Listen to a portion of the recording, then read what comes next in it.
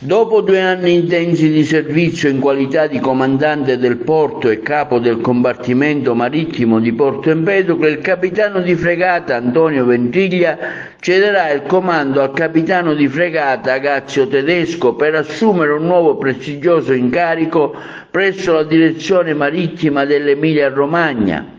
La cerimonia si terrà il prossimo venerdì 13 settembre alle ore 11 nel piazzale della Capitaneria di Porto, Guardia Costiera di Porto Empedocle. Il compartimento marittimo di Porto Empedocle si estende per circa 150 km, abbracciando l'intera provincia di Agrigento con 12 comuni costieri ricadenti nell'area di giurisdizione. Il cambio di comando avverrà nel corso di una cerimonia solenne presieduta dal direttore marittimo della Sicilia occidentale, contrammiraglio Raffaele Macauda, alla presenza delle massime autorità civili, militari e religiose del libero consorzio comunale, ciò a conferma dell'importanza del ruolo della Capitaneria di Porto Empedocle, dello scalo di Porto Empedocle, particolarmente rilevante nell'ambito commerciale, ma anche nel settore della pesca e del trasporto passeggeri. Il nuovo comandante Agazio Tedesco, di anni 43, è di origine calabrese, era in servizio